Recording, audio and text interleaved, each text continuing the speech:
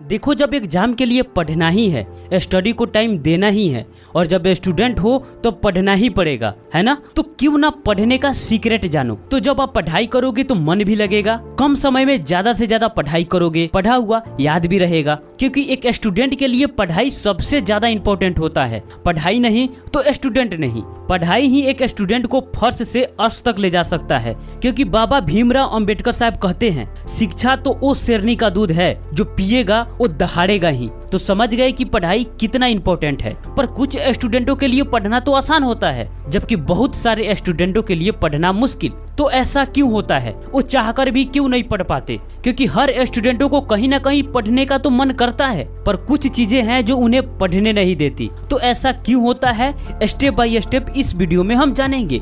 देखो, जब हम किसी भी बुक का कोई भी चैप्टर पढ़ते हैं तो इसलिए ताकि उस चैप्टर को अच्छे से समझ सके, उसका इम्पोर्टेंट टॉपिक हमें याद रहे, उस चैप्टर का जो भी क्वेश्चंस है उसे इजीली हम सॉल्व कर सके। तो इस वीडियो में हम दो ऐसे टॉपिक पर बात करेंगे जिसके बारे में हर स्टूडेंट को जानना सबसे ज्यादा इम्पोर्टेंट है। क्योंकि सिर्फ टिप्स देने से पढ़ाई नहीं होगा। पढ़ाई तब होगा जब उसे इम्प्लीमेंट करोगे, और इम्प्लीमेंट तब करोगे जब पढ़ाई में मन लगेगा, राइट। तो इस वीडियो को लास्ट तक देखते हो तो कुछ नया सीखने के साथ साथ अपने आप को उस काबिल तो बना ही लोगे। जब पढ़ना चाहोगे तो पढ़ाई करोगे, मन ज्यादा भटकेगा नहीं, और जब पढ़ोगे तो पूरी तरह फोकस्ड होकर। टॉपिक नंबर 1, डीप कंसंट्रेशन के साथ हाईली इफेक्टिव स्टडी कैसे करें।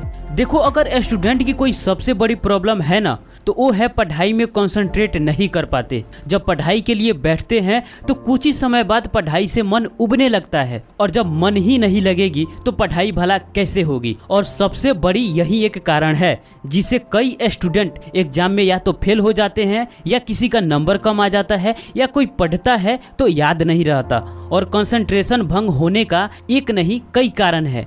नंबर 1, पढ़ने से पहले आप खाते क्या हो। अगर भारी खाना जैसे चावल खाते हो, वो भी पूरे ओवरलोड, उसके बाद जब पढ़ोगे तो नींद आएगी ही। या तो पढ़ने से पहले कुछ खाओ ही मत, या कुछ खाओ तो बहुत कम। अगर पढ़ने से पहले कुछ खा भी रहे हो तो कुछ ऐसा खाओ जिसे नींद आने की संभावना ना हो।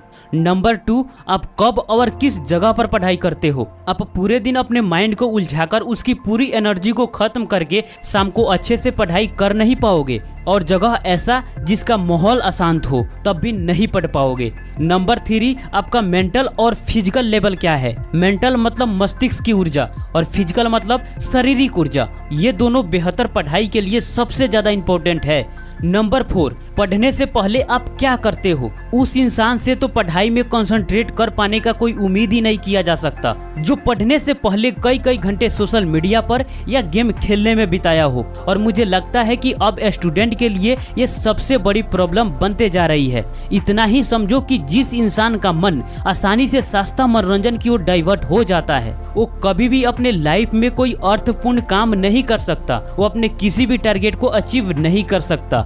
इसे मिलता कुछ नहीं, पर आपका जाता बहुत कुछ है। आप 10 दिन के लिए सोशल मीडिया यूज ना करो, इससे कोई फर्क नहीं पड़ेगा। लेकिन आप 10 दिन के लिए पढ़ाई ना करो तो उससे बहुत फर्क पड़ेगा। अगर मनोरंजन के तौर पर ले भी रहे हो तो उतना ही लो जिसके वजह से नुकसान ना हो। मैं नहीं कहता कि आप इसे कंट्रोल करो, क्योंकि मोबाइल आपके पास चलकर नहीं आता। सोशल मीडिया ऐप अपने आप ओपन हो नहीं जाता। आप मोबाइल के पास चलकर जाते हो और ओपन करते हो। मैं कहता हूँ कि आप खुद को अंदर से स्ट्रॉन्ग बनाओ, क्योंकि बाहर की दुनिया बहुत स्ट्रॉन्ग है। अगर आप मेंटली वीक रहोगे तो आप हमेशा सस्ता मनोरंजन की जाल में फंसते रहोगे। लेकिन अंदर से स्ट्रॉन्ग रहोगे तो आप खुद डिसाइड करोगे कि मुझे कब क्या करना है और कब क्या नहीं करना है। देखो, एक स्टूडेंट के लिए 3 चीजें सबसे ज्यादा जरूरी है। मन शांत हो, मन कम से कम भटके, मन तनाव मुक्त हो, कोई चिंता ना हो, खास करके तब जब आप पढ़ रहे हो।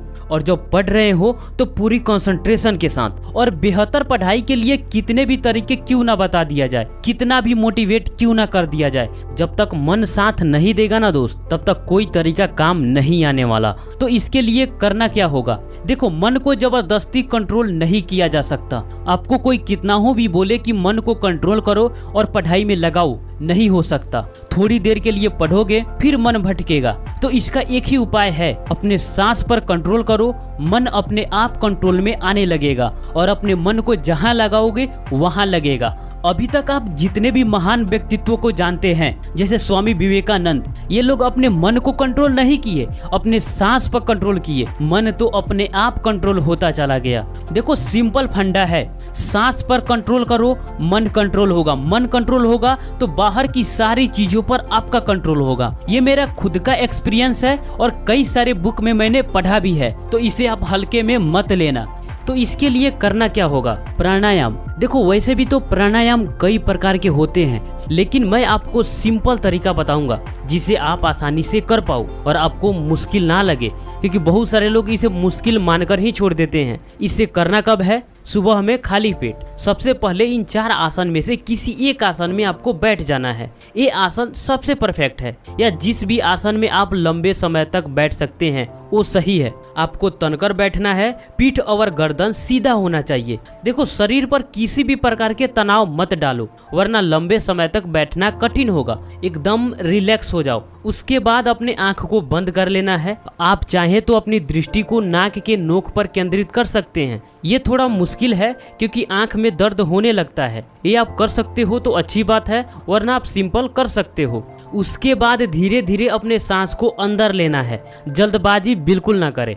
लंबी गहरी आपको सांस पेट के अंदर भरना है और फिर लंबी गहरी सांस आपको बाहर छोड़ना है। बाहर छोड़ते वक्त आपका पेट अंदर जाने लगेगा। आप अपने सुविधा के अनुसार इसे 10 से 20 बार दोहरा सकते हैं। जब आप सांस ले रहे हो और छोड़ रहे हो तो आपका फोकस सांस पर होना चाहिए कि मैं सांस ले रहा हूँ और सांस छोड़ रहा हूँ। इससे आपका ध्यान दूसरे जगह नहीं भटकेगा।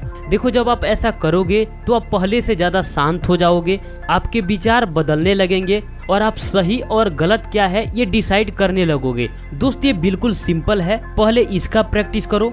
उसके बाद आप अनुलोम विलोम प्राणायाम कर सकते हो। उसके बाद आप नाड़ी शोधन प्राणायाम कर सकते हो।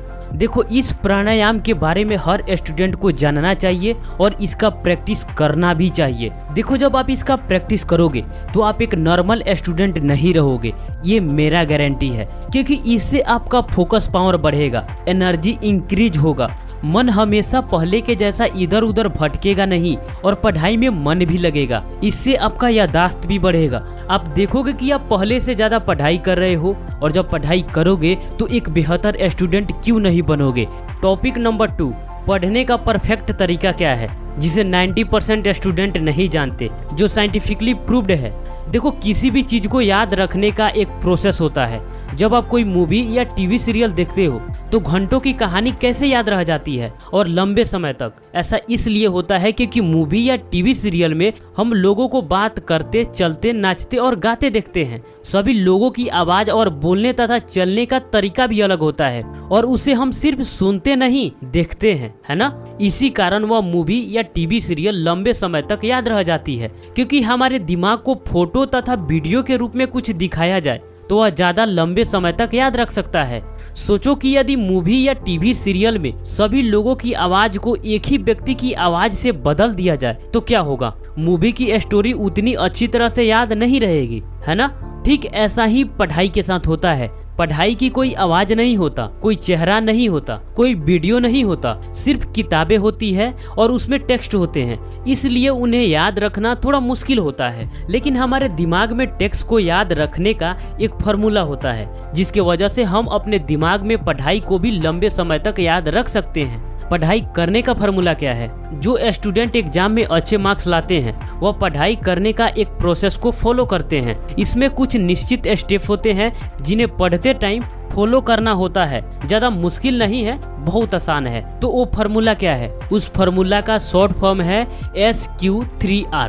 S का मतलब सर्वे, Q का मतलब क्वेश्चन, फर्स्ट R का मतलब रीड, सेकेंड R का मतलब रिसाइट और थर्ड R का मतलब रिव्यू। नंबर 1, सर्वे।